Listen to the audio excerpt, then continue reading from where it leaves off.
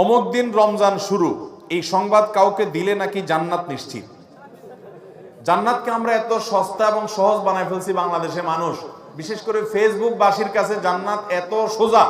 প্রায় সময় একটা মেসেঞ্জারে মেসেজ দিয়ে বলবে এই মেসেজটা এতজনকে ফরওয়ার্ড করে দিলে আপনার জান্নাত নিশ্চিত। বাইরে জান্নাত যদি এত সোজা হইতো তাহলে জাহান্নামে কেউ আর যাইতো না। তাহলে সবাই কয়টা ফরওয়ার্ড করে এরপর নাকে তেল দিয়ে গুনাহ এবং আকাম করতো, যে জান্নাত তো নিশ্চিত হয়ে গেছে, আর দরকার কি।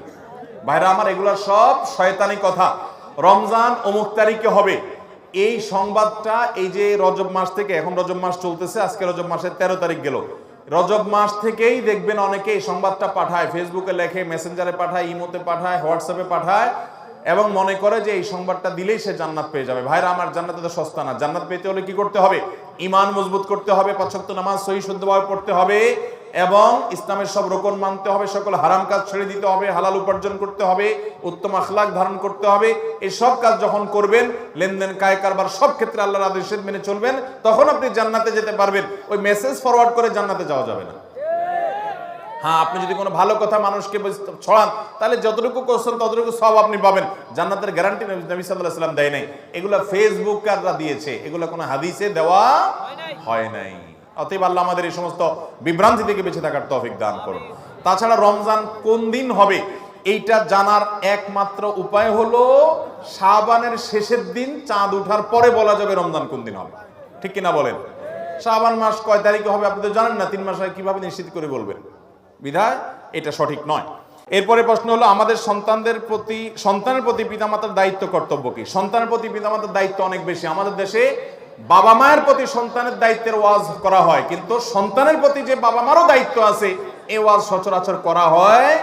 অনেক বাপ মা আছে সন্তানের প্রতি অবহেলা করেন, কিয়ামতের ময়দানে ওই বাপ মারও বিচার হবে সন্তানের দায়িত্ব আদায় না করার কারণে। নবীজি বলেছেন, আল্লাহ কুল্লুকুম রাইন ওয়া কুল্লুকুম মাসউলুন আন রাইয়াতিহি, তোমরা প্রত্যেককে দায়িত্বশীল, প্রত্যেককেই যার যার দায়িত্ব সম্পর্কে জিজ্ঞাসা করা হবে।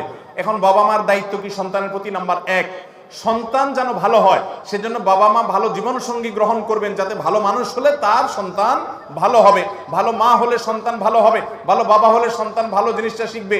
এই জন্য ভালো জীবন সঙ্গী নির্বাচন করবেন সন্তানের দিকে তাকে, এটা সন্তানের অধিকার বলা যেতে পারে। দ্বিতীয়ত, সন্তান যেন ভালো হয় সেজন্য আল্লাহর কাছে দোয়া করবেন। আল্লাহর কাছে দোয়া করবেন সন্তান জন্মের পর, কানে আজান দিবেন, ডান কানে আজান, বাম কানে ইকামত, যাতে ভালো হয়। সন্তানের জন্মের পরে 7ম দিনে আকিকা দিবেন, এটা তার অধিকার।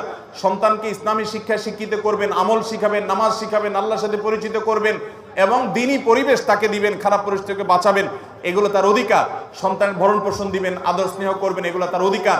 সন্তানদের মধ্যে সমতা বজায় রাখবেন, এগুলো তাদের অধিকার। তাহলে এই কয়টা অধিকার মোটামুটি সন্তানদের। আল্লাহ তাআলা আমাদের বাবা মাদেরকে সন্তানের অধিকারগুলোকে, তাদের প্রতি কর্তব্যগুলোকে আদায় করার তৌফিক দান করুন। সবাই চেষ্টা করবো তো ইনশাআল্লাহ। আল্লাহ আমাদের সবাইকে আমলের তৌফিক দান করুন।